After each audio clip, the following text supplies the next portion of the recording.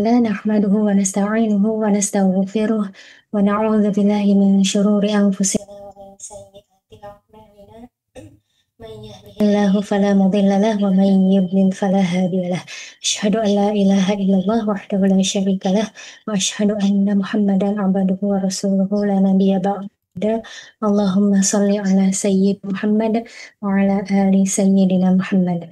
Alhamdulillahirrahmanirrahim. Segala puji bagi Allah Subhanahu wa Ta'ala atas limpahan nikmat dan karunia-Nya. Salawat dan salam semoga tercurah kepada junjungan kita, kedua kita Rasulullah Muhammad Sallallahu Alaihi Wasallam, keluarga dan sahabatnya. Alhamdulillah, sore ini kita kembali di kelas fikih. Sudah hadir bersama kita guru kita Ustadz Fadli. Baik, kami persilakan untuk menyampaikan materi hari ini. Bismillahirrahmanirrahim. Nawaitu ta'alluma wa ta'alima wa tadhakura wa tadhkira wa naf'a wal intifa'a wal ifadata wal istifadah wal hatha ala tamassuki bi kitabillahi wa sunnati rasulihi wa du'a ilal huda wa dalalata ala al khair ibtigha'a wajhillahi wa mardatihi wa qurbihi wa thawabih. Lil Imam Al-Qadi Abi Syuja' rahimahullahu ta'ala وللبركة الفاتحة. أعوذ بالله من الشيطان الرجيم. بسم الله الرحمن الرحيم. الحمد لله رب العالمين الرحمن الرحيم مالك يوم الدين. إياك نعبد وإياك نستعين. اهدنا الصراط المستقيم صراط الذين أنعمت عليهم غير المغضوب عليهم ولا الضالين. آمين. Alhamdulillah, puji dan syukur kehadirat Allah Subhanahu wa Ta'ala yang kembali mengumpulkan kita dalam majelis penuh barakah ini. Kemudian salawat teriring salam semoga tetap tercurah limpahkan pada Nabiullah wa Rasulullah Muhammad sallallahu alaihi wasallam, juga pada keluarganya, para sahabat, para tabi'in, atba' tabi'in, dan juga semoga sampai pada kita sekalian beserta seluruh kaum muslimin hingga akhir zaman kelak. Amin ya rabbal alamin. Baik hadirin dirahmati Allah Subhanahu wa Ta'ala, kita akan melanjutkan kembali kajian dari kitab Matan Taqrib, dan di sini seperti biasa di samping saya sudah ada juga kitab Fathul Qarib sebagai salah satu syarah kitab yang paling populer untuk kitab ini. Kita lanjutkan ke fasal berikutnya, yaitu Ar-Riddah. Berkata musannif Al-Qadi Abi Syuja' rahimahullahu ta'ala, nafa'ana Allah bi'ulumihi wa bi'ulumikum wa bi'ulumis sairina salihina fid darain ila anqal fasl wa man irtadda 'anil islam istutiba thalathan. Fasal berkaitan dengan riddah. Ma hiya riddah, apa itu yang dimaksud dengan riddah? Disebutkan oleh musannif dari kitab Fathul Qarib. Beliau mengatakan, beliau menyebutkan di sini, wahya afhashu anwa'il kufri, dan yang namanya riddah ini adalah merupakan bentuk kekufuran yang paling jelek. Wa makna halughatan, adapun maknanya secara bahasa, ar-ruju'u anisyai'i ila ghair, yaitu kembali dari sesuatu kepada yang lainnya. Wa syar'an, adapun secara syar'i maknanya adalah qat'ul islami, yaitu memutuskan diri dari Islam, memutus keislaman, membatalkan keislaman, biniyati kufrin, baik itu dengan niat memang ingin menjadi kafir, au qauli kufrin, atau dia ini enggak ada niat pengen jadi kafir, namun mengatakan sesuatu yang perkataan ini adalah perkataan kekufuran. Artinya di sini dapat kita ambil kesimpulan bahwa seseorang bisa terjatuh kepada kekufuran walaupun tidak berniat untuk murtad. Karena di sini dibedakan antara niat menjadi kafir dengan berkata sesuatu yang termasuk bagian dari kekufuran. Au fi'li kufrin, atau misalnya melakukan perbuatan kekufuran. Demikian pula bahwa yang namanya kekufuran tidak mesti terjadi dengan niat, tidak mesti terjadi dengan perkataan, tapi juga dengan perbuatan. Seperti apa di sini disebutkan? Kasujudi lisanamin, seperti misalnya ada orang yang memang sujud kepada berhala. Baik itu niatnya memang karena murtad, kan orang sujud ke berhala bisa jadi niatnya memang pengen kafir, pengen murtad, atau di sini disebutkan sawaun kana ala jihatil istihzai, atau niatnya hanya bermain-main. Ini hati-hati. Orang yang sujud kepada berhala, walaupun niatnya bermain-main, ini termasuk kekufuran. Sawaun kana ala jihatil istihza'i awil inadi, atau memang dengan tujuan membangkang perintah ajaran agama. Udah tahu haram, dia bangkang, dia lawan, dia tolak keharaman tersebut. Apaan haram? Saya nggak yakin kalau sujud kepada berhala misalnya diharamkan dan dilarang, akhirnya dia tetap sujud. Atau awil i'tiqad, atau memang meyakini dalam artian meyakini adanya sifat-sifat ketuhanan dalam berhala tersebut. Misalnya di sini sampai disebutkan kamani taqada hudutsa thani'. Demikian pula orang-orang yang meyakini sifat-sifat Allah dengan keyakinan yang keliru. Seperti meyakini bahwa Allah itu sesuatu yang hudus, yang baru. Yang berarti kalau yang baru ada permulaannya. Asalnya tidak ada Allah, kemudian ada Allah. Nah, ini pun pemahaman yang keliru. Baik, di sini ada beberapa catatan penting. Bahwa ternyata yang namanya riddah itu artinya keluar dari Islam.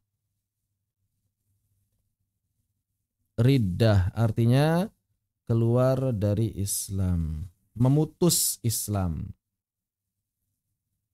Orangnya, orang yang melakukan, pelakunya disebut murtad. Jadi murtad itu pelakunya.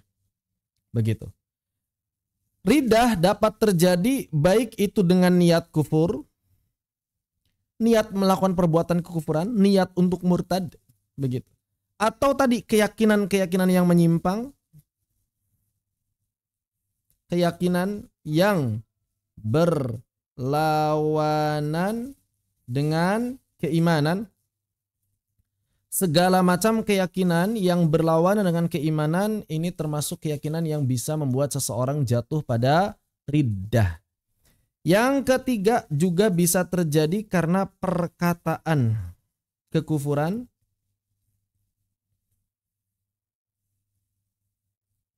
Perkataan kekufuran seperti mencaci maki Allah, mencaci maki Nabi, mencaci maki para sahabat, mencaci maki keluarga Nabi SAW Ahlul Bait, terutama yang disepakati ya. Begitu. Ini termasuk perkataan-perkataan yang dapat mengakibatkan riddah. Mencaci maki malaikat, mencaci maki takdir. Nah, ini hati-hati. Ini termasuk perkataan-perkataan yang dapat mengakibatkan seseorang keluar dari Islam. Kemudian atau meremehkan ya, beristihza dan lain sebagainya. Kemudian perbuatan kekufuran. Seperti apa tadi contohnya? Sujud pada berhala. Baik dia ini melakukan perbuatan atau mengatakan perbuatan itu dengan maksud istihza. Istihza itu mengolok-olok, bermain-main. Ya seperti misalnya ada orang yang menghina Nabi, lalu kemudian dia mengatakan ini kan cuma main-main. Menghina syariat, dia katakan ini kan cuma main-main. Meremehkan azab dan meremehkan janji Allah di akhirat, dia bilang ini cuma main-main. Maka itu termasuk perbuatan atau perkataan kekufuran. Kemudian baik itu tujuannya istihza atau inad. Inad itu memang benar-benar membangkang. Jadi ada pembangkangan yang jelas di sini. Tujuannya memang tidak mau menaati syariat Islam. Kalau istihza itu bermain-main, mengolok-olok. Maka hati-hati mengolok-olok agama. Kalau di Sulamut Taufik dan juga penjelasannya, para ulama kemudian membuat kaidah. Apa kaidahnya? Bahwa segala macam keimanan, keyakinan, perkataan dan perbuatan dapat menjadi sebab menuju riddah, menuju kekufuran apabila dia ini termasuk yang pertama. Bukan yang pertama lah, kita sebutkan saja. Kaidahnya apa sih seorang ini bisa keluar dari Islam? Maka segala macam keyakinan, perkataan, atau perbuatan yang menunjukkan adanya penghinaan terhadap Allah, syariatnya, hukum-hukumnya,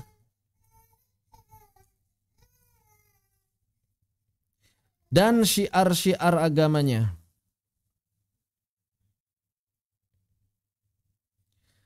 Yang menunjukkan adanya penghinaan, bukan cuma penghinaan seperti sini, peremehan, jadi sikap meremehkan. Kemudian ya meremehkan, menganggap remeh, menganggap kecil, menganggap ringan, menyepelekan. Jadi segala macam keyakinan, perkataan, perbuatan yang menunjukkan adanya penghinaan, sikap meremehkan, menyepelekan Allah Subhanahu wa taala, kemudian syariat Allah Subhanahu wa taala, hukum-hukum Allah Subhanahu wa taala, syiar-syiar agama Allah Subhanahu wa taala, maka ini dapat menjadi sebab kekufuran. Berarti banyak sekali. Syiar-syiar Allah itu apa? Syiar-syiar agama itu apa? Yang pertama jelas rukun iman. Yang kedua apa? Rukun Islam. Kemudian segala macam syariat-syariatnya, itulah syiar-syiar agamanya dan simbol-simbol agama di sini. Simbol-simbol agama termasuk. Jadi segala macam simbol yang tidak bisa ditafsirkan kecuali itu adalah simbol agamanya Allah, maka tidak boleh dipermainkan, tidak boleh dihinakan, tidak boleh diremehkan, tidak boleh disepelekan. Kapan saja ada orang yang terjatuh pada sikap menghina, meremehkan, menyepelekan, mencaci maki dan lain sebagainya, maka hal tersebut termasuk beberapa hal yang dapat mengakibatkan kekufuran. Walaupun niatnya tadi apa? Bercanda, mengolok-olok, istihza. Ini hati-hati. Kalau inad mungkin kita sudah paham ya, memang dia niatnya membangkang. Tapi niatnya mengolok-olok saja. Jadi dia bikin jokes yang meremehkan, yang menghinakan Islam dengan niat bercanda, maka ini pun termasuk perkara yang dapat mengakibatkan seseorang jatuh pada kekufuran. Apa konsekuensinya? Maka di sini disebutkan oleh musannif, wa man irtadda 'anil Islam, maka siapa saja yang terjatuh pada riddah, keluar dari Islam, ustutiba salasan. Baik yang keluar dari Islamnya ini laki-laki, perempuan, budak atau merdeka. Begitu. Kalau di sini disebutkan beberapa macam keyakinan dalam Fathul Qorib, misalnya adalah kaman angkara wujudallah. Maka misalnya apa sih bentuk menghinakan Allah, meremehkan Allah? Maka mengingkari keberadaan Allah, mengingkari, tidak meyakini eksistensi Allah. Mengingkari eksistensi Allah, mengingkari sifat-sifat wajib Allah. Maka ini termasuk pembangkangan, peremehan terhadap Allah Subhanahu wa taala, kufur, keyakinan yang kufur. Au kadzdzaba rasulan min rusulillah, atau tidak mengakui, mendustakan salah satu dari rasul-rasul Allah. Itulah bentuk meremehkan rasul, meremehkan syiar Allah. Apa itu? Mendustakan salah satu rasul Allah, mendustakan salah satu Rasulullah, termasuk menghina Rasulullah salah satunya. Makanya di sini saya sering sampaikan, kadang ada sebagian kaum muslimin yang berdebat dengan orang-orang Nasrani. atau orang-orang Yahudi atau orang-orang kafir secara umum. Kemudian kadang secara sadar atau tidak, wallahu a'lam, ada sebagian kaum muslimin ini yang sering mengucapkan kata-kata ejekan atau hinaan kepada Yesus. Siapa Yesus? Yesus itu Nabi Isa. Cuma beda bahasa aja. Isa bahasa Arab, Yesus bahasa Latin ya. Bahasa yang sekarang digunakan di Eropa. Dari bahasa Romawi kalau tidak khilaf. Maka menghina, mengejek Yesus artinya menghina Nabi Isa. Kita menolak Yesus itu dipertuhankan. Kita menolak Nabi Isa dipertuhankan. Tapi jangan ejek Nabi Isa-nya, jangan ejek Yesusnya begitu. Ini kadang-kadang ada sebagian kaum muslimin yang wallahu alam disengaja atau tidak, bahkan saya cukup sering menemukan komentar atau misalnya meme ya, poster yang mengejek identitas seorang Yesus. Yesus ini Nabi Isa. Dia kalau kita ke Eropa, kalau kita ke Barat, ia nyebut Nabi Isa itu Yesus. Ibunya adalah Maria. Begitu. Maka jangan sampai kita menghinakan Nabi Isa. Kenapa? Karena beliau adalah seorang nabi yang mulia. Yang kita tolak adalah konsep ketuhanannya. Begitu. Ya, ini hati-hati. Kadang-kadang langsung menyebut nama Yesus. Yesus apa ini? Saya sering sekali mengingatkan, cuma kadang-kadang kalau saya balas di kolom komentar ada sebagian kaum muslimin yang malah ikut nyerang saya jadinya. Karena nggak paham. Yesus itu Nabi Isa. Jadi hati-hati menghina seorang Isa alaihissalam. Terlepas yang dimaksud, misalnya ada tafsiran berbeda, terlepas itu semuanya, yang pasti Yesus itu bahasa lain atau sebutan orang-orang barat untuk Nabi Isa. Sebagaimana Daud disebut David, Nuh disebut Noah ya. Kemudian Lut disebut Lot, Ibrahim disebut Abraham. Begitu. Jadi hanya perbedaan dialek saja. Begitu. Jadi jangan sampai kita menghina. Kenapa? Karena ini termasuk nanti menghina, mengejek syiar-syiar Allah. Nabi, seluruh rasul itu syiar-syiarnya Allah Subhanahu wa taala. Jadi jangan sampai seperti itu ya. Baik. Kemudian disebutkan di sini au halala muharraman bil ijma'i kazina wa syurbil khamr. Termasuk meremehkan hukum-hukum Allah adalah adalah menganggap atau berpendapat dengan fatwa atau pendapat yang baru, yaitu menghalalkan yang haram atau sebaliknya. Menghalalkan yang disepakati keharamannya secara ijma'. Disepakati keharamannya, bahkan termasuk maklum minad darurah. Yang termasuk ini adalah termasuk perkara yang al-ma'lum minad dini bid darurah. Jadi al-ma'lum minad dini, keharamannya ini bid darurah. Maksudnya apa? Maksudnya orang-orang sudah tahu, hampir seluruh manusia tahu kalau itu dalam Islam haram. Begitu. Contohnya apa? Zina. Maka siapa saja yang mengatakan zina itu halal, boleh dan legal, maka dia terjerumus ke dalam kekufuran. Minum khamar dengan segala macam turunannya, ini haram. Siapa saja yang mengatakan minum khamar itu boleh, halal, legal, maka dia terjatuh ke dalam kekufuran. Demikian pula di sini contohnya apa lagi? Kazina wa syurbil khamar. Kalau di sini tidak ada, misalnya yang lain apa? Judi, korupsi, merampok. Kadang-kadang sebagian kaum muslimin itu kadang-kadang sebagian kaum muslimin itu menganggap yang haram itu cuma satu dalam Islam. Apa? Memakan daging babi. Cuma satu aja. Ini kadang-kadang itu. Betapa banyak kaum muslimin yang takut sekali makan daging babi. Tapi nggak takut korupsi. Nggak takut merampok. Judi tiap hari. Begitu. Padahal dosanya judi, korupsi, merampok itu lebih besar daripada dosa makan daging babi. Begitu. Bahkan kita sudah bahas kan. Judi, korupsi, merampok ini ada hukumannya, ada hududnya. Ada hudud yang jelas dicambuk. Bahkan kalau korupsi itu lebih daripada pencurian, di mana sebagian ulama membolehkan menghukum mati bagi para koruptor. Apalagi merampok qati tarik, ya, dia bisa hukumannya apa? Disilang, lalu kemudian disalib dan boleh dibunuh juga, begitu.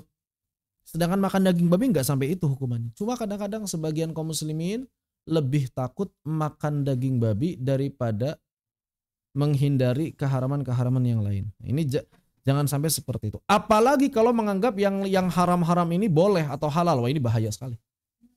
Menganggap segala macam yang halal, yang haram ini menjadi halal, maka dia bisa terjerumus ke dalam kekufuran, murtad, riddah, keluar dari Islam. Sebaliknya, au harrama halalan bil ijma, atau mengharamkan yang halal, mengharamkan yang halal. Apa contoh yang halal, yang ijma, yang hampir semua orang tahu bahwa hal tersebut dibolehkan dalam Islam, halal. Contohnya apa di sini? Kan nikah, seperti nikah. Nikah itu halal.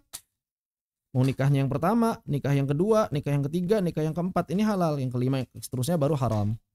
Sama saja hukumnya. Maka tidak boleh mengharamkan. Kenapa? Karena kalau kita mengharamkan sesuatu yang halal disepakati ijma' oleh para ulama dan juga seluruh kaum muslimin, maka bisa menjerumuskan diri ke dalam kekufuran. Awil bay', atau misalnya perniagaan jual beli, maka tidak boleh kita katakan jual beli itu haram atau terlarang, kayak kecuali jual beli yang memang tidak memiliki landasan syariat. Hukum asal jual beli adalah halal. Apalagi yang halal misalnya, ini kan banyak yang halal, apalagi yang sunnah, yang wajib, ya dikatakan itu semuanya haram, ya lebih parah lagi. Begitu. Maka hati-hati menghalalkan yang haram, mengharamkan yang halal. Jangan sampai ada muncul keyakinan sesuatu yang halal itu haram, jangan sampai ada muncul keyakinan sesuatu yang haram itu halal, karena ini termasuk perkara yang dapat menjerumuskan ke dalam kekufuran, riddah, murtad, keluar dari Islam. Maka siapa saja yang terjatuh ke dalam kekufuran karena memiliki keyakinan, perkataan, atau melakukan perbuatan kekufuran tadi, ustutib, maka wujuban, wajib diminta pertaubatan. Wajib diminta istitabah, istilahnya ya. Istitabah. Istitabah itu apa? Dimintai pertaubatan. Istitabah. Jadi wajib ditangkap, kemudian dimintai pertaubatan. Kamu taubat karena perkataanmu yang tadi kamu lakukan itu adalah perkataan kekufuran. Kamu wajib taubat.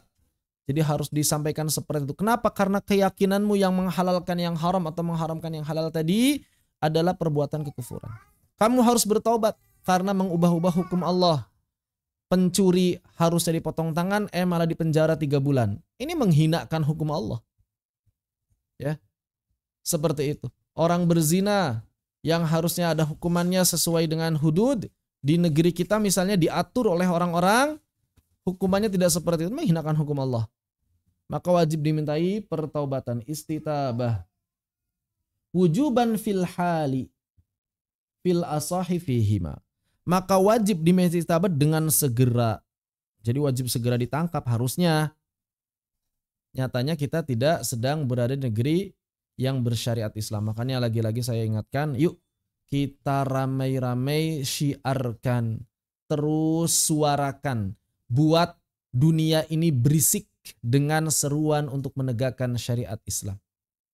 Ya, buat dunia ini berisik, mau dunianya nyata maupun dunia maya, buat berisik agar kita terus meminta, mengingatkan para penguasa kaum muslimin untuk menegakkan syariat Islam. Begitu.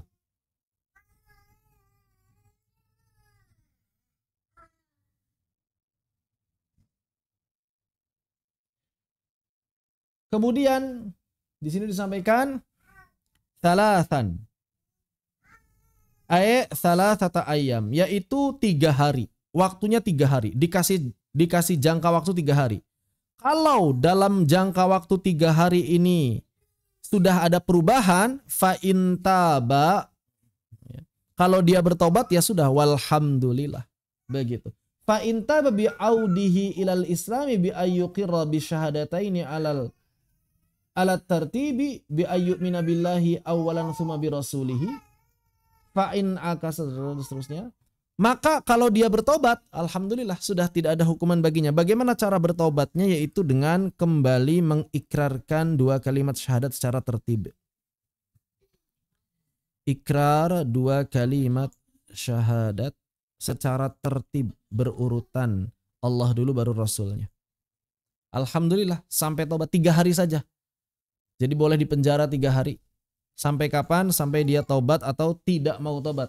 Maka di sini disebutkan wa illa, dan kalau dia tidak mau tobat, kutil, maka hukumannya hukuman mati. Kalau sudah 3 hari dimintai pertaubatan oleh pihak pengadilan, namun dia tidak mau bertobat, malah kemudian mengatakan, enggak kok, saya cuma main-main, itu bukan perbuatan kekufuran. Kalau pengadilan sudah memutuskan bahwa apa yang dilakukan jelas-jelas perbuatan kekufuran, wajib bersegera bertaubat dengan mengucapkan 2 kalimat syahadat. Kalau tidak mau bagaimana? Wa illa kutil, maka dia dibunuh. Wa illa ay wa illam yatubil murtad, yaitu apabila si murtad ini enggak mau taubat, kutil, maka ia dibunuh, ay qatalahul imam, maka imam yang membunuhnya. Ingat, jangan main hakim sendiri. Main hakim sendiri dosa. Main hakim sendiri dosa. Walaupun ini menyimpang sedikit, walaupun kalau misalnya ada orang Islam yang membunuh murtadin, maka tidak ada kisos. Tidak ada kisos. Kenapa tidak ada kisos? Karena dia memang secara hukum berhak dan layak mati, tapi tetap bersalah dan dihukum oleh hakim karena main hakim sendiri. Tapi tidak ada kisos. Kenapa tidak ada kisos? Karena dia adalah orang murtad. Jadi orang murtad kalau misalnya dibunuh, maka pembunuhnya tidak mendapatkan hukuman kisos. Terus hukumannya apa? Tergantung hakim. Begitu. Ayat qatalahul imam in kana hurran bi darbi unuqihi la bi ihraqin wa nahwi. Caranya bagaimana? Ternyata kalau di Fathul Qorib disebutkan cara membunuhnya atau cara hukuman matinya adalah dengan memenggal kepala. Memenggal kepalanya. Bukan dengan cara membakar. Bagaimana dengan menembak dan sebagainya? Maka ini mesti kembali kepada rumusan para ulama kontemporer ya. Karena sebagian ulama membolehkan hukuman seperti itu. Kenapa memenggal? Karena dinilai bahwa memenggal itu adalah hukuman mati yang paling cepat, efektif. Jadi cepat langsung membuat mati dan sedikit rasa sakit, paling sedikit rasa sakit.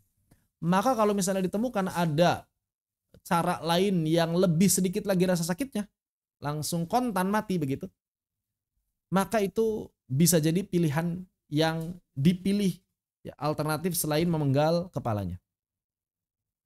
Begitu. Baik. Maka disampaikan, fa in qatalahu ghairul imami uzira, maka kalau yang membunuhnya bukan perintah imam, bukan algojoknya, main hakim sendiri, dia mesti ditakzir, dapat hukuman. Begitu. Dia mesti ditakzir, dapat hukuman dari pengadilan sesuai dengan ketentuan hakim. Wa in kanal murtaddu raqiqan, dan kalau yang murtadnya ini adalah seorang budak, jaza lisayyidi qatluhu, maka kalau yang murtadnya ini seorang budak, kalau yang murtadnya adalah budak, nah kalau kasusnya budak, maka tuannya boleh membunuhnya. Tuannya boleh membunuhnya. Jadi nggak mesti imam. Begitu. Jadi nggak mesti imam, cukup tuannya saja. Allahu a'lam bishawab. Seperti itu.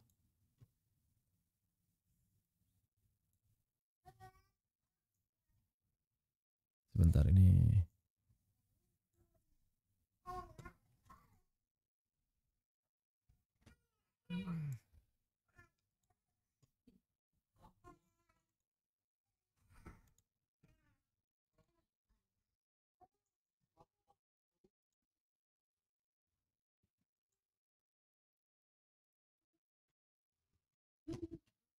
agak nggak kelihatan samping-sampingnya sebentar ya. Belum. Bentar.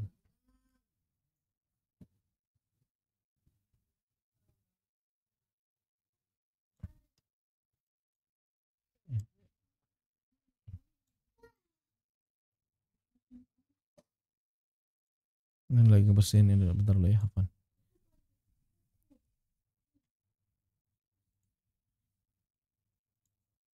Baik, Afan tadi agak kurang kelihatan samping-sampingnya. Kemudian, mana tadi bahwa apabila dia budak maka tuannya boleh membunuh. Apabila dia budak maka tuannya boleh membunuhnya. Demikian pendapat dalam mazhab yang paling sahih fil asah. Tsumma dzakara al-musannifu hukmal ghusli wa ghairahu fi qawli. Kemudian permasalahan orang yang tadi si murtad itu sudah dihukum mati walam yughassal, maka tidak boleh maka tidak wajib dimandikan. Tidak wajib dimandikan. Tidak wajib dimandikan ini. Tidak wajib dimandikan. Kalau di sini langsung walam yusalla alaihi walam yudfan fi maqabiril muslimin. Tidak wajib dimandikan, tidak wajib dikafani. Jadi orang yang murtad itu apa? Tidak wajib dimandikan. Tidak wajib dimandikan. Karena dia mati dalam keadaan kafir. Minimal hukuman dunia. Tapi dia sebetulnya udah taubat, cuma kita nggak tahu itu urusannya sama Allah. Di dunia dia sudah divonis kafir. Tidak wajib dimandikan. Yang kedua, tidak wajib apa? Tidak wajib dikafani.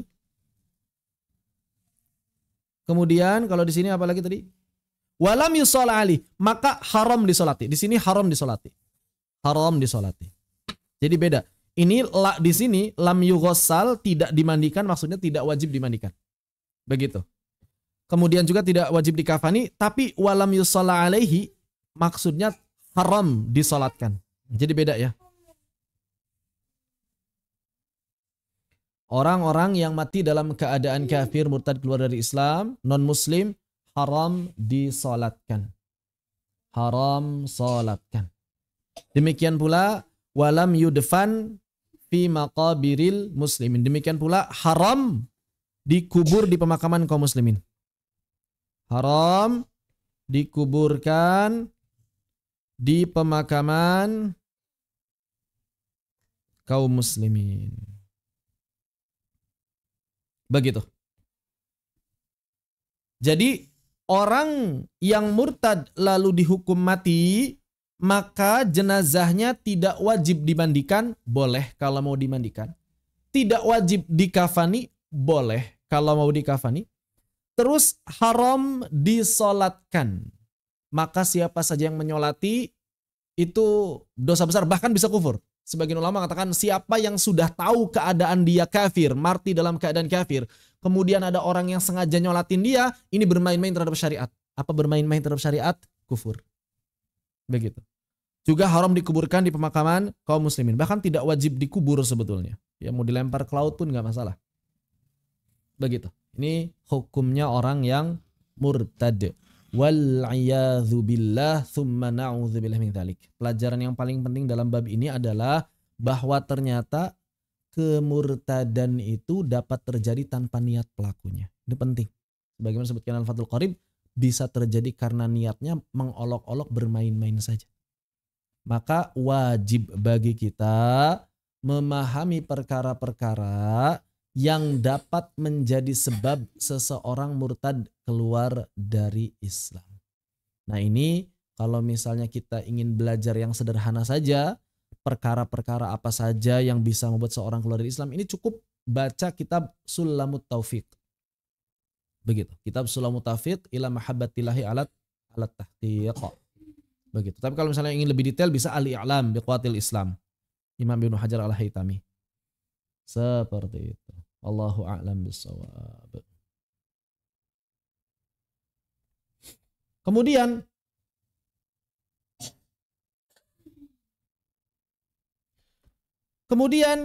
berikutnya beliau melanjutkan fasal ahkamu tariki shalah, melanjutkan sebetulnya masih ada hubungan dengan bab murtad, yaitu hukumnya orang yang enggak mau sholat walaupun cuma sekali. Walaupun cuma sekali. Kenapa kemudian bab ahkamu tarikis shalah dimasukkan di sini? Karena sebagian ulama mengatakan. Jadi di sini sebagian ulama, misalnya ulama Hanabilah, mengatakan tidak mau sholat, meninggalkan sholat, tarikus sholah,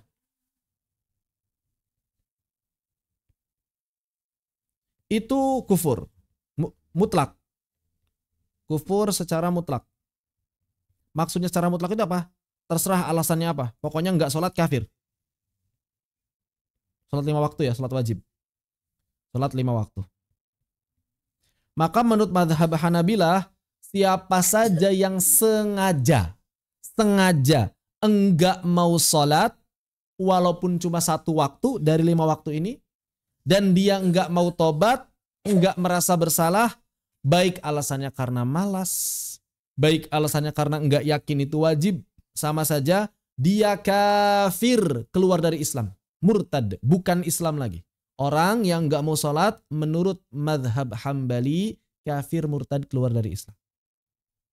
Bagaimana pandangan madhab Syafi'i? Maka di sini disebutkan dalam Fathul Qarib, wa tarikus salatil ma'hudatis sadiqati bi ihda al-khams ala darbain. Dan orang yang meninggalkan sholat, yaitu sholat yang sudah kita pahami bersama dari 5 waktu, maka ada 2 keadaan. Dalam madhab Syafi'i dibagi 2. Wa tarikus salati ala darbaini. Dan orang yang enggak mau sholat, yang meninggalkan sholat itu ada 2 jenis. Ada 2 golongan. Ahaduhuma, yang pertama, ayat rukaha ghaira mu'taqidin liwujubiha. Yaitu orang-orang yang enggak mau sholat karena dia enggak yakin akan kewajibannya. Jadi orang-orang yang memang di dalam hatinya itu tidak ada keyakinan sholat itu wajib. Ketika ditanya, ente kenapa enggak sholat maghrib? Orang sholat itu enggak wajib kok. Nah, yang seperti ini hukumnya apa? Maka di sini sampaikan fahukmuhu, maka hukumnya hukmul murtad, maka hukumnya hukum orang murtad. Berarti orang yang meninggalkan sholat dalam madhab Syafi'i, meninggalkan sholat 5 waktu ya, sholatnya sholat 5 waktu, sholat 5 waktu.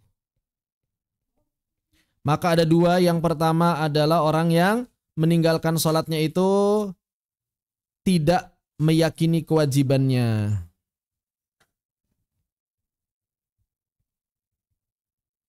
Kenapa ente nggak sholat? Saya nggak yakin itu wajib. Saya bahkan misalnya ngapain sholat? Nggak wajib sholat itu, misalnya begitu ya. Ngapain sholat? Nggak penting. Ngapain sholat? Pokoknya dia nggak yakin bahwa sholat itu wajib. Maka orang yang seperti ini murtad. Hukumnya sama seperti orang murtad yang tadi telah dijelaskan. Murtad, keluar dari Islam. Walaupun cuma sekali. Walaupun nggak sholat sekali.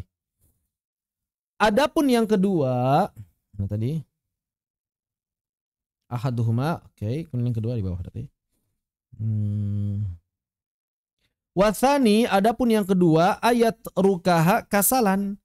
Yang kedua adalah orang yang enggak sholat karena malas. Mu'taqi dan liwujubiha, tapi masih yakin kalau sholat itu wajib. Dia yakin sholat itu wajib, akan tetapi malas sehingga meninggalkan sholat. Dia yakin akan kewajibannya, Ketika ditanya, kenapa enggak sholat? Lagi malas. Padahal ketika kita tanya lagi misalnya, tahu kan sholat itu wajib? Saya tahu sholat itu wajib, cuma enggak tahu lah, lagi malas aja sekarang lah, enggak mau sholat dulu, misalnya begitu. Nah, orang yang seperti ini yakin kewajiban namun malas, maka dia wajib istitabah. Wajib dimintai pertobatan. Wajib diistitabah. Istitabahnya bukan karena murtad. Fayustatab, dia dimintai pertaubatan, fa intaba wa shalla. Kalau dia taubat, cara taubatnya bagaimana? Cukup istighfar, kemudian sholat, udah selesai. Jadi dia bukan disebut murtad. Dia tidak dihukumi murtad. Jadi sama-sama dimintai pertobatan kan sebetulnya kan ya. Orang murtad juga dimintai pertobatan. Orang yang malas sholat juga dimintai pertobatan. Tapi konsekuensi hukumnya beda.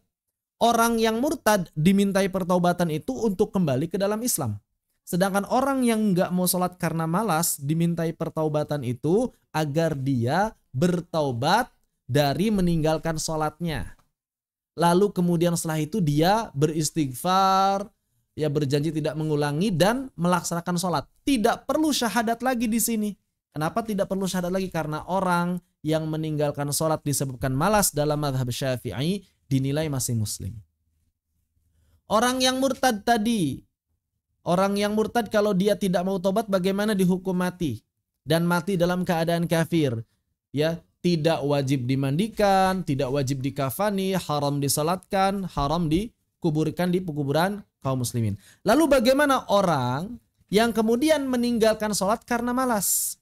Orang yang meninggalkan sholat karena malas wa ila kutila haddan, maka dia juga dihukum mati sama sebagai bentuk had, bukan karena kufur, bukan karena murtad, bukan karena murtad. Ini perbedaannya. Bukan karena murtad. Seperti itu. Orang yang malas enggak mau sholat namun masih meyakini sholat itu wajib, maka dia ditangkap untuk dimintai pertobatan. Kalau enggak mau tobat bagaimana? Dihukum mati. Wa kana hukmuhu hukmul muslimin. Namun ketika dia sudah dihukum mati itu, maka jenazahnya jenazah muslim. Berarti karena dia masih muslim, dimandikan. Wajib dimandikan. Dikafani. Disolatkan. Dan dikuburkan di pemakaman kaum muslimin. Dikubur di pemakaman kaum muslimin. Kaum muslimin. Ini perbedaannya. Orang yang murtad dengan orang yang meninggalkan sholat karena malas. Jadi ada perbedaan. Dia masih muslim. Begitu sehingga diurus jenazahnya.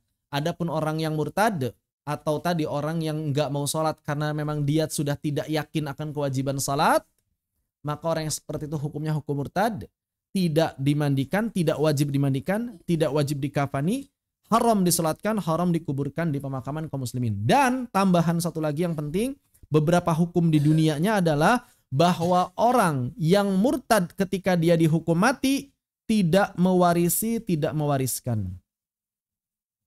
Tidak mewarisi atau mewariskan. Ya. Kemudian apa lagi? Pernikahannya batal. Kalau dia nggak mau tobat, pernikahannya batal. Apalagi hartanya menjadi fai. Hartanya menjadi fai. Apa itu fai?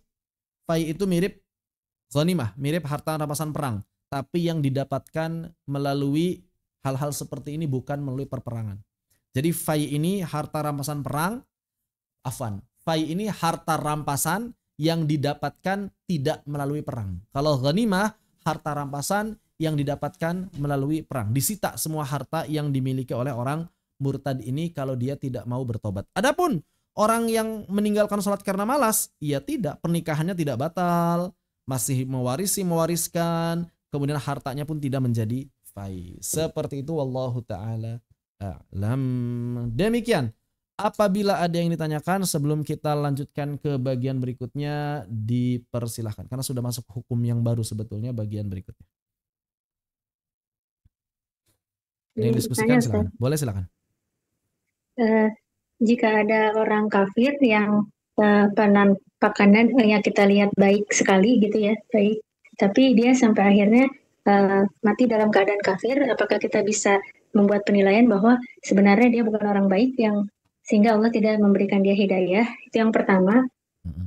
Yang kedua, bagaimana hukumnya jika ada seorang anak yang meninggal dan dia sudah menyatakan bahwa dia pindah agama, tapi orang tuanya masih masih nggak terima gitu, jadi dia tetap diurus jenazahnya secara Islam. Itu bagaimana hukumnya? Berkaitan dengan yang pertama, ada orang yang zahirnya baik secara sosial kemasyarakatan, tapi ternyata dia kafir dan mati dalam keadaan kafir. Boleh nggak kita kemudian menilai dia orang tidak baik? Pertanyaannya, ngapain kita harus menilai? Nggak penting. Jadi nggak penting menilai dia baik atau enggak. Nggak ada manfaatnya. Apa manfaatnya? Nggak penting. Itu sesuatu yang tidak penting bagi kita. Yang kita yakini dia mati dalam keadaan kafir, sudah selesai. Ya, tapi dia punya sedikit kebaikan. Ya sudah. Nggak penting kita katakan oh berarti dia orang jahat, berarti. Itu nggak penting. Perkara yang sangat tidak penting dan tidak perlu dimunculkan. Begitu ya. Seperti itu. Ya. Maksudnya kan orang bilang ih kasihan amat gitu ya, masuk Ya neraka apa, gitu kalau kan. masih seperti itu, kalau sekedar seperti itu apa? Pokoknya sayang sekali dia mati dalam keadaan kafir, ya sudah. Ya sudah. Dia padahal sehari-harinya baik, ya nggak apa-apa. Kita katakan sehari-harinya baik. Tapi nggak mesti misalnya harus kita bersaksi bahwa dia orang baik, kita bersaksi bahwa dia orang nggak baik. Itu bukan perkara yang dihukumi di akhirat.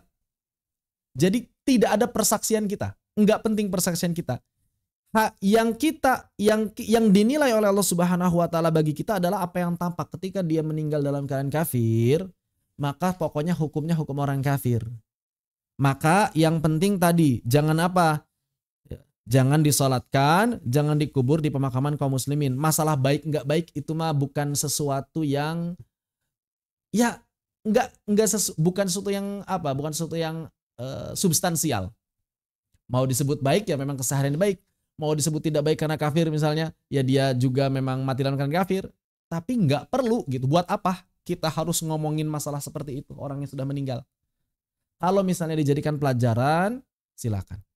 Jadi bukan perkara yang kemudian hal tersebut itu harus diperdebatkan misalnya gitu ya. Orang-orang tiba-tiba berdebat.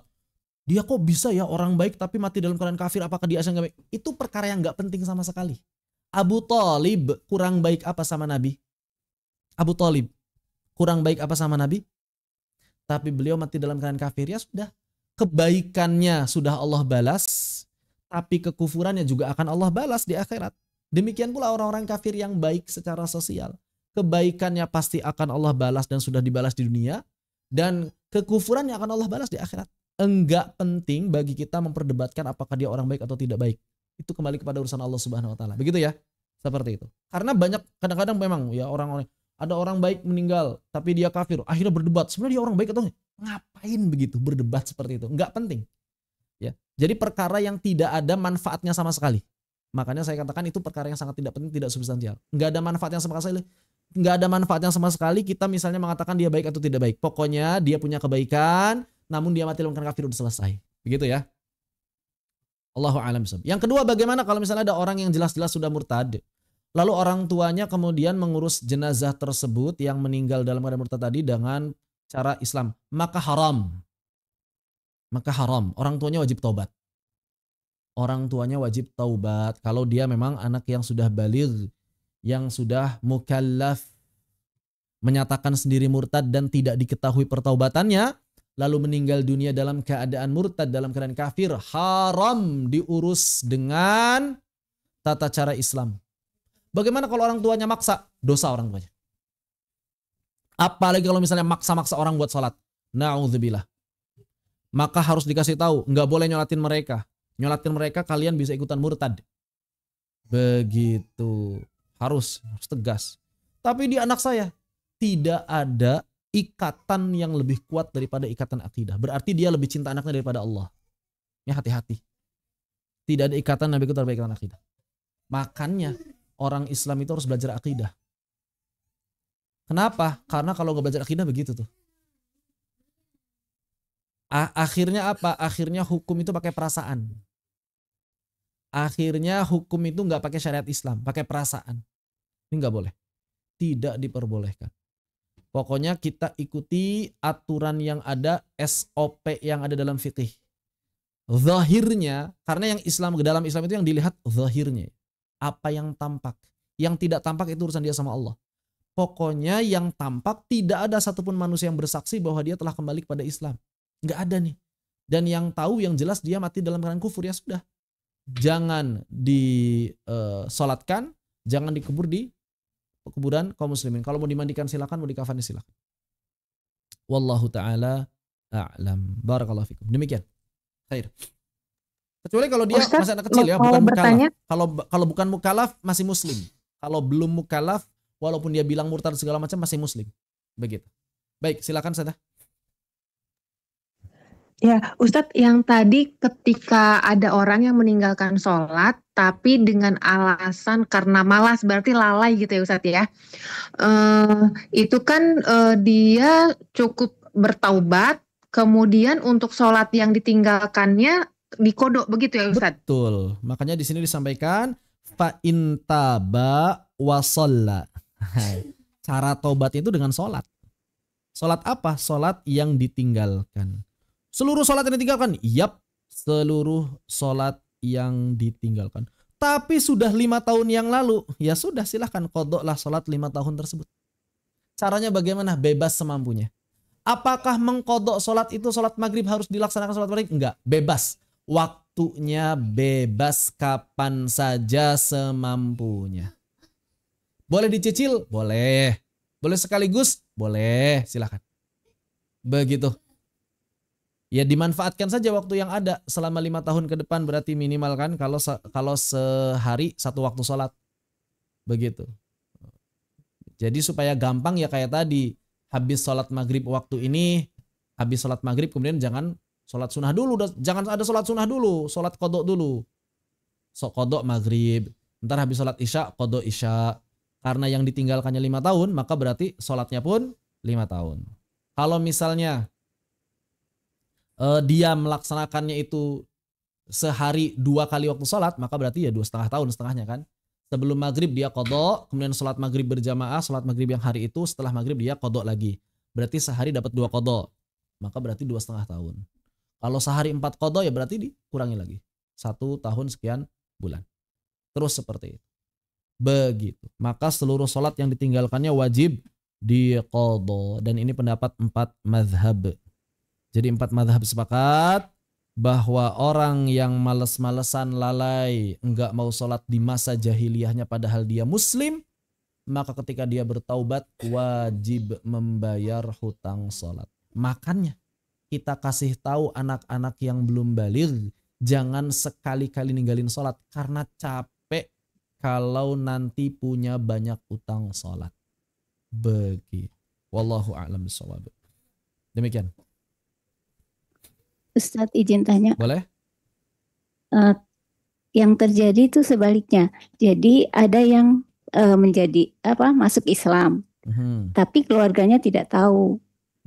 Jadi waktu meninggal itu dimakamkan secara non Islam gitu Ustadz. Itu gimana ya? Ada orang Islam yang taunya enggak? Mungkin sih ada ya Ustadz. Kalau misalnya ada orang Islam yang tahu, maka orang-orang Islam ini yang harus dengan tegas mengatakan dia mati dalam keadaan muslim. Tapi kalau realitanya keadaannya ternyata tidak bisa karena pertentangannya luar biasa, maka tidak masalah. Namun kalau memungkinkan, ini kalau memungkinkan bisa dibongkar makamnya, dihadapkan ke kiblat sesuai dengan tata cara kaum muslimin. Kalau memungkinkan. Berarti apa yang harus dibongkar? Biasanya kalau orang kafir pakai peti, berarti dikeluarkan dari peti kalau dia jenazahnya utuh, kemudian dihadapkan ke kiblat. Bagaimana kalau tidak memungkinkan? Kalau tidak memungkinkan maka kita memohon kepada Allah Subhanahu wa taala agar mengampuninya, kemudian mensalatkannya. Kemudian mensalatkan. Seperti itu. Wallahu a'lam bishawab. Mensalatkan gaib gitu ya Ustaz ya? Iya, begitu. Kalau ada orang Islam yang tahu. Begitu. Kalau nggak ada yang tahu bagaimana? Ya kalau nggak ada yang tahu dimaafkan, udah selesai. Karena fardu kifayah ya hukumnya. Mengkafani jenazah muslim, memandikan jenazah muslim itu fardu kifayah. Berarti kalau misalnya ada muslimin yang tahu, ya mereka ini yang wajib. Begitu. Tapi kalau pertentangannya keras, ya bisa menimbulkan permusuhan segala macam, ya sudah. Kalau memang tidak memungkinkan, ya sudah. Kita memohon pada Allah SWT agar diampuni. Begitu ya. Mudah-mudahan Allah mengampuninya. Dan mengampuni kaum muslimin yang masih lemah. Nggak bisa melaksanakan. Sebetulnya yang minta ampun itu harus orang Islamnya gitu. Karena kewajibannya kewajiban yang masih hidup ya. Orang meninggalnya mah, ya itu mah urusan dia sama Allah udah selesai. Berarti yang harus minta ampun adalah kaum muslimin yang masih hidup. Yang tahu dia muslim tapi mereka lemah. Tidak bisa mengurus jenazah sesuai syariat. Maka berarti rame-ramelah bertaubat orang yang tahu itu. Begitu. Wallahu a'lam bishawab. Satu lagi Ustaz. Boleh silakan. Terkait sujud. Maksudnya itu kan melakukan penyembahan gitu ya Ustaz ya? Sujud ada dua Ustazah. Baik, terus dulu silakan. Iya, karena saya lihat ada yang melakukan penyembahan gitu dengan cara bukan sujud gitu. Seperti apa? Menangkupkan dua tangan gitu, kemudian menunduk. Kalau yang lain begini, kita bahas sujud dulu ya satu-satu ya. Sujud itu ada dua, sujud ta'zim, sujud penghormatan, dan sujud ibadah. Sujud ibadah. Sujud yang diniatkan ibadah kufur kepada siapapun ditujukannya. Kepada batu, kepada manusia, kepada kiai, kepada nabi, kepada malaikat, kepada setan. Kalau niatnya ibadah, kufur. Baik. Sujud yang niatnya ta'zim, niat menghormati, dua jenis. Kalau ditujukan kepada sesembahan orang kafir, murtad, kufur. Berhala dan lain sebagainya. Jadi sujudnya hanya sekedar menghormati doang, tapi yang disujudinya itu adalah misalnya patung Jesus, maka dia murtad. Yang disujudinya itu adalah patung Brahma, maka dia murtad. Yang disujudinya itu adalah matahari, karena matahari sembahan orang kafir, murtad. Kereta Tapi kencana. kalau gimana? Ada kereta kencana disujudin gitu. Nah, kalau misalnya sujud ta'zim ditujukan kepada makhluk secara umum yang bukan sesembahan orang kafir, ini haram, dosa besar, tapi nggak sampai kufur. Haram, dosa besar, tapi nggak sampai kufur. Misal ada orang sujud di kuburan wali, kufur enggak? Enggak, karena kuburan wali bukan sesembahannya orang kafir. Makhluk dia makhluk. Saya sujud tapi sujudnya bukan sujud ibadah yang menghormati doang. Iya, itu enggak kufur tapi dosa besar. Ingat, enggak kufur betul tapi dosa besar. Memang enggak kufur tapi dosa besar. Bukan berarti karena enggak, ini kan enggak kufur berarti enggak apa-apa. Bukan enggak apa-apa, dosa besar. Sujud ke kiai, sujud ke presiden, sujud kereta kencana, sujud ke Pangeran Prabu Siliwangi, ya itu bukan sesembahan orang kafir, ya bukan menjadi identitas orang kafir, agama tertentu lah ya. Maka sujud-sujud seperti ini kalau niatnya menghormati saja, tidak sampai kafir, akan tetapi dosa besar. Dosa besar itu harus dihindari. Iya, harus dihindari banget, namanya dosa besar. Dosanya sangat besar. Begitu. Baik. Lalu bagaimana kalau misalnya penghormatan selain sujud? Misalnya penghormatan selain sujud apa? Ruku. Penghormatan selain ruku ini haram. Penghormatan ini ta'zim ya. Kalau niatnya ibadah mah jelas kufur. Ta'zim dengan cara ruku ini haram. Ta'zim dengan cara ruku haram. Bagaimana kalau hampir ruku? Hampir ruku, belum sampai ruku. Nunduk doang. Maka di sini para ulama beda pendapat antara makruh dengan khilaful aula ya kalau nggak salah. Khilaful aula. Khilaful aula itu lebih baik ditinggalkan. Kalau nggak sampai ruku. Begitu. Wallahu a'lam bishawab. Jadi ada condong ke depan tapi nggak sampai derajat ruku. Maka ini makruh. Bahkan kalau nggak salah sih ada sebagian ulama juga mengatakan haram. Jadi yang masyhur sih ini, yang masyhur makruh. Begitu. Yang masyhur makruh. Tapi kalau sampai derajat ruku, maka dia haram. Begitu. Bagaimana kalau ta'zim atau penghormatannya adalah misalnya mencium tangan. Mencium tangan itu ta'zim dengan mencium tangan. Mencium tangan tentu saja bukan mahram ya. Maka ini yang bukan mahram, yang mahram. Maka ini sunnah. Mencium tangan itu sunnah. Mencium tangan orang yang memiliki keagungan dalam agama itu sunnah, dianjurkan, mustahab. Demikian pula berdiri menghormati orang yang agung. Berdiri menghormati orang yang agung dalam urusan agama adalah sunnah. Bagaimana mencium kaki? Mencium kaki mubah. Mencium kaki itu mubah. Para ulama sepakat mubah. Mubah. Berarti kalau misalnya mencondongkan diri dengan maksud mencium kaki tidak apa-apa kalau niatnya bukan sujud. Mencondongkan diri dengan maksud mencium tangan gimana? Tidak apa-apa karena niatnya bukan ruku juga niatnya bukan sujud. Jadi bedakan ya. Kalau ini benar-benar memang ruku, benar-benar memang niatnya sujud. Jadi ini harus dirinci. Jangan sampai kita mudah terbawa arus, banyak yang mendukung 100%, banyak yang menolak 100%. Begitu ya, apalagi kasus sekarang. Feodalisme pesantren katanya. Iya. Nah itu kita harus rinci. Jangan sampai terjebak pada orang-orang yang menolak semuanya atau membolehkan semuanya. Harus rinci dengan jelas sesuai dengan penjelasan para fuqaha, para ahli fiqih. Kalau ada yang nanya, kenapa mencium kaki mubah? Karena dalilnya banyak, ada beberapa hadis. Ada beberapa hadis bahwa Nabi dicium kakinya. Begitu. Oleh orang-orang mu'allaf. Dan Nabi gak marah. Kalau misalnya itu haram, Nabi pasti marah. Nabi gak marah. Begitu. Wallahu a'lam bissawab. Tapi gak sunnah dan juga bukan sesuatu yang harus ditekankan, dianjurkan seperti mencium tangan. Tapi ini mubah. Halal. Maka jangan mengharamkan yang halal. Ya kan? Tadi kan sudah saya sampaikan. Jangan mengharamkan yang halal. Dia halal. Begitu. Yang tidak boleh adalah meminta. Yang tidak boleh itu meminta. Meminta untuk dicium tangannya. Meminta orang-orang buat berdiri karena kehadiran dirinya. Meminta kakinya dicium oleh orang lain. Ini nggak boleh. Jadi dua hal yang berbeda ya. Menghormati orang lain sunnah. Tapi diminta untuk dihormati itu nggak boleh. Itu haram. Ini dua hal yang berbeda. Hukumnya beda. Begitu. Makanya Nabi ketika ada sahabat berdiri bilang duduk. Itu bukan karena haram. Bukan karena haram. Tapi Nabi nggak mau diperlakukan berlebihan. Tapi sahabat tetap berdiri nggak? Tetap berdiri. Nah makanya ini juga nanti turunan hukumnya, apakah adab didahulukan daripada syariat atau perintah didahulukan daripada adab. Kenapa? Karena sahabat itu ada yang tetap berdiri walaupun Nabi menyuruh duduk. Kenapa para sahabat tetap berdiri? Karena adab didahulukan daripada perintah dalam keadaan seperti itu. Begitu. Wallahu a'lam bissawab. Demikian.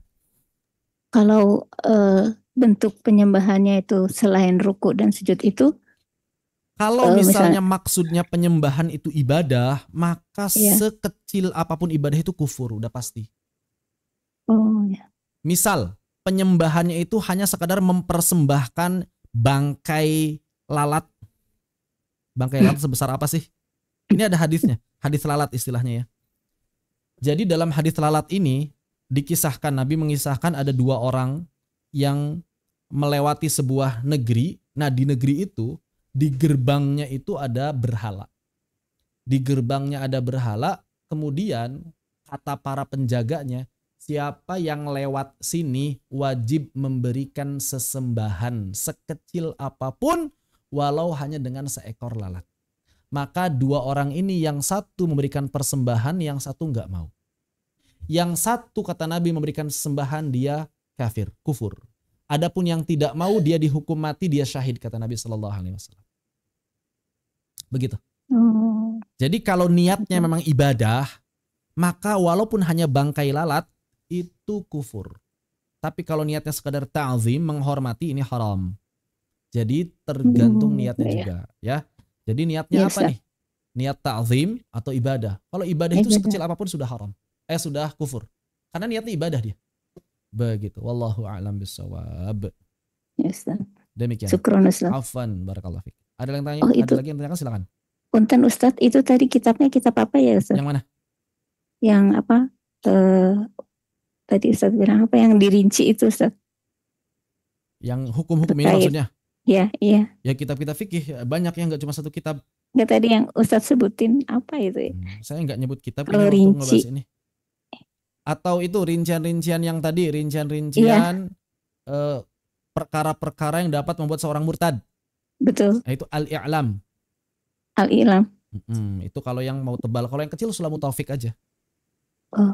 Ini yang kecil, Sulamut Taufik. Sudah disebutkan di situ di bab-bab awalnya perkara-perkara yang dapat menyebabkan murtad atau al-i'lam kalau ingin banyak. Begitu. Kalau di Mukri ada kajian Sulamut Taufik. Kami di sini setiap Ahad malam. Online juga ada Sulamut Taufik. Tapi udah lewat bab akidah, sekarang masuk bab ibadah. Begitu. Syukron Ustaz. Afwan, barakallah. Ada lagi yang disampaikan, silakan. Izin bertanya Ustaz. Boleh, silakan. Yang pertama, apakah termasuk perkataan kekufuran orang yang menyatakan bahwa semua agama sama dan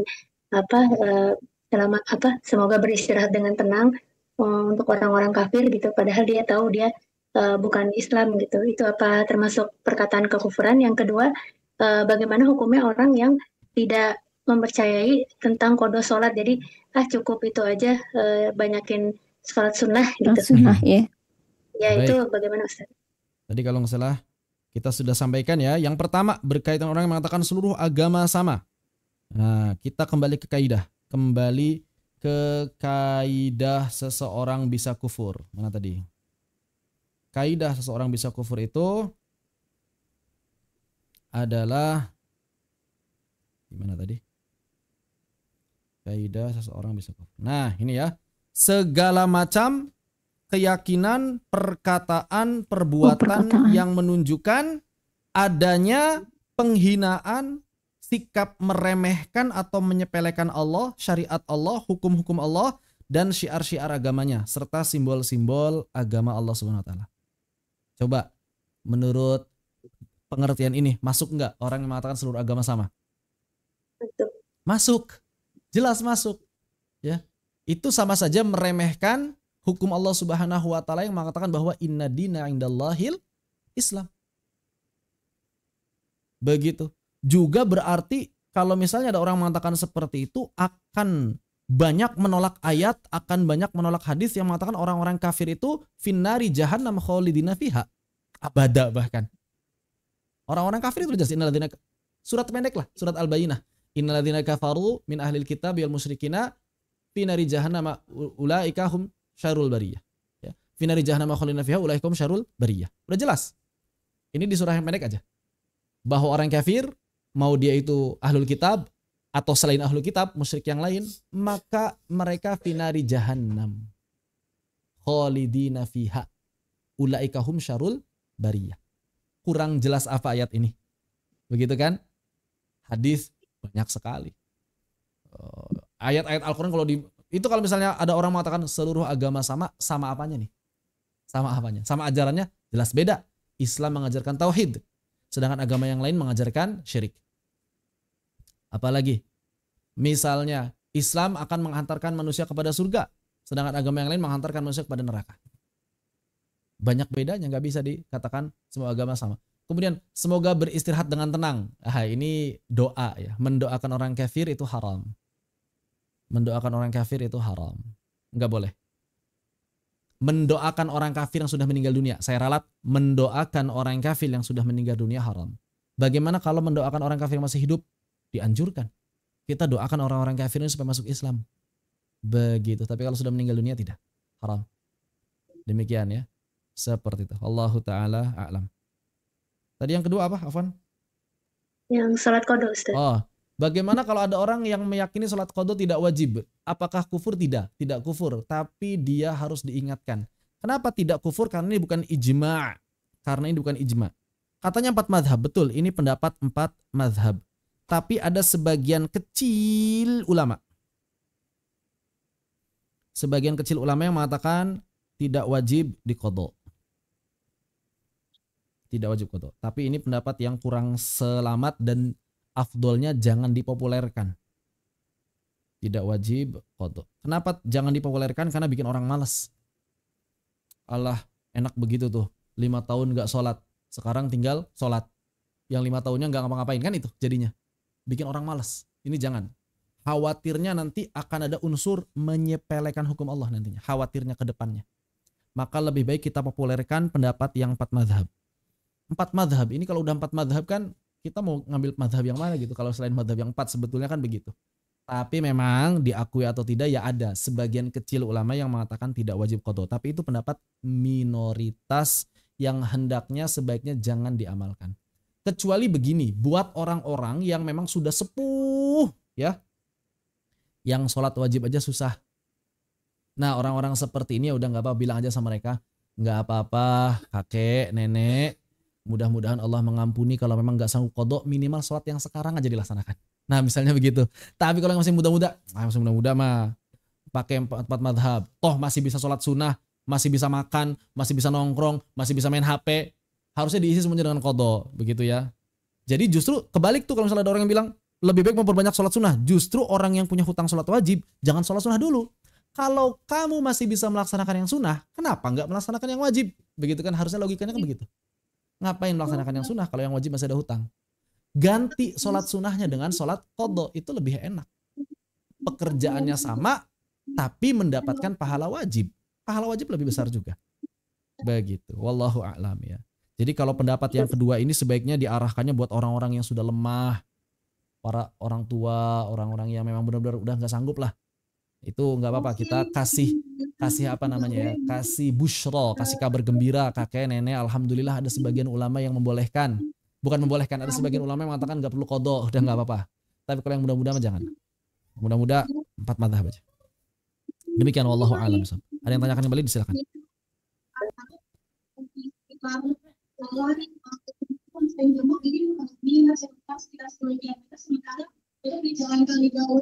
Gimana?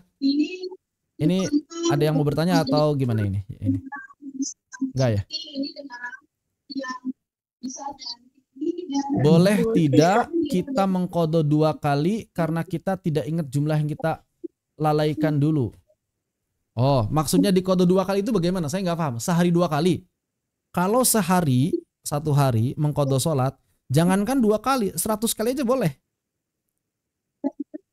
Begitu. Gimana, Sada? Aduh, ini suaranya putus-putus, Sada.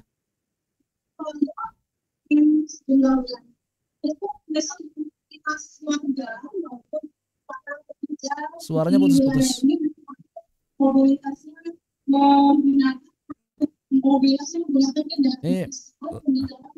Ada kendala, ya baik. Saya kurang paham juga. Ini apa namanya? Oh, ini beda ya. Ini Ustazah Sinta yang bertanyakan ya. Boleh tidak kita mengqadha 2 kali? Saya nggak paham nih makna 2 kali di sini apa. Kalau maksudnya sehari boleh tidak mengqadha 2 kali, jawabannya 100 kali pun boleh. Seperti yang tadi disampaikan bahwa yang namanya mengqadha sholat, waktunya itu tidak ada batasan. Satu-satunya waktu terlarang mengqadha nih. Jadi ada satu waktu yang tidak boleh mengqadha sholat. Kapan? Bagi orang yang sholat Jumat. Bagi orang yang sholat Jumat dan khotib sudah di mimbar. Sudah di mimbar. Nah ini kita nggak boleh sholat qadha. Tapi selain waktu ini semuanya boleh dipakai buat mengqadha sholat. Mau sehari 2 kali, sehari 5 kali, sehari 100 kali. Kalau sanggup silakan. Bagaimana kalau kita lupa jumlah qadha sholatnya? Maka diingat-ingat. Misalnya rentangnya antara 10 kali sampai 30 kali. Maka sholat saja 30 kali. Kalau rentangnya begitu. Udah 30 kali, kayaknya masih kurang. Tambah lagi sampai yakin gak ada sholat yang tertinggal. Jadi silakan qadha terus sampai yakin tidak ada lagi sholat yang tertinggal. Begitu ya cara mengqadha sholat. Wallahu a'lam bissawab. Seperti itu. Masih ada waktu sekitar 5 menit. Silakan, satu tanggung kalau mau dilanjutin kayaknya. Panjang juga bab jihad. Ini satu kitab ya. Gak akan bisa. Jadi silakan, boleh silakan. Jadi ada teman itu yang tidak sholat, tidak dia Islam tapi tidak sholat 5 waktu gitu ya, mungkin di rumah sholat 5 waktu, 2 waktu maghrib aja dan subuh, tapi di kantor itu tidak. Terus hanya sholat Jumat aja. Kemudian saya tahu bahwa dia mengemukakan bahwa kewajiban kayak tadi Ustadz ungkapan, merasa tidak wajib gitu sholat itu. Itu tapi ke haji terus umroh itu gimana ya Ustadz? Nggak sah. Nggak sah. Haji dan umrohnya tidak sah sampai dia kembali kepada keyakinan yang benar. Sampai dia kembali kepada keyakinan yang benar. Bahkan kita wajib mengingatkan dia. Perhatikan bahwa yang namanya sholat 5 waktu itu wajib. Bahkan orang kafir aja tahu kalau ini kewajiban. Iya enggak? Orang Kristen tahu kan? Kalau sholat 5 waktu itu wajib. Makanya ini perkara yang benar-benar maklum minad dini bid-darurah istilahnya. Oh, semua orang itu tahu kalau ini wajib. Ada orang Islam yang bilang enggak wajib. Nah ini anomali berarti kan. Orang yang seperti ini dianggap keimanannya runtuh. Kenapa dianggap keimanan runtuh? Karena meruntuhkan usul Islam dan iman. Jadi ada yang namanya akar keimanan dan keislaman. Akar keislaman dan keimanan. Apa itu? Nah, akar keimanan dan keislaman itu adalah yang terdapat pada rukun iman dan rukun Islam. Salah satunya ditolak, diragukan, maka ini bisa kufur. keluar dari Islam dia. Ini namanya akar keimanan, usul iman. Usul iman kita ada rukun iman.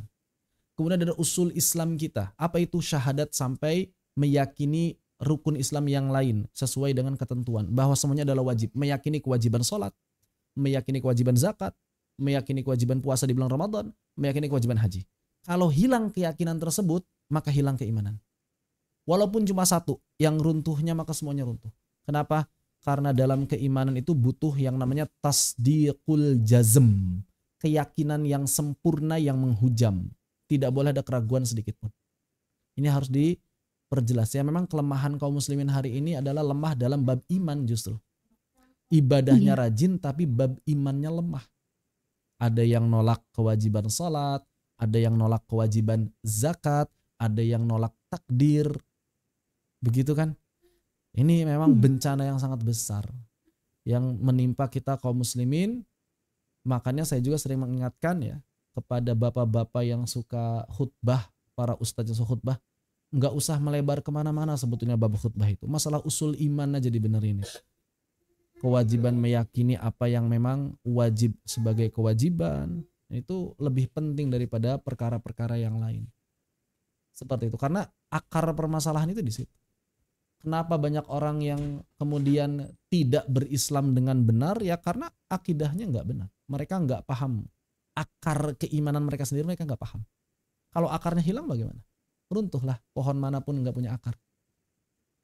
Begitu wallahu ta'ala alam. Cuma memang konsekuensi murtad yang tadi itu hanya bisa dilaksanakan di pengadilan. Seperti istitabah, di penjara, atau dihukum mati. Bagaimana kalau misalnya dia orang yang seperti ini meninggal dunia?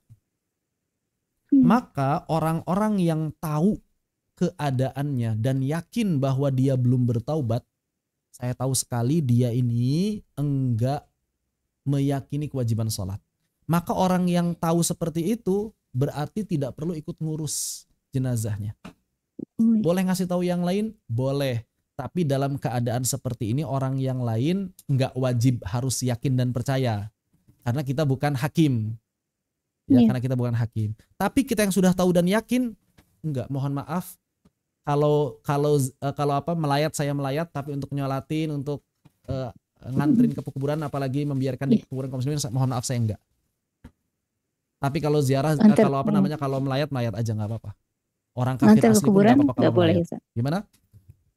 Ngantar kuburan jangan. Kenapa? Jangan. Karena di kuburan kaum muslimin itu kemungkaran. Islam, itu kemungkaran. Begitu. Jadi jangan diantar, jangan disolati, jangan ikut ngantar.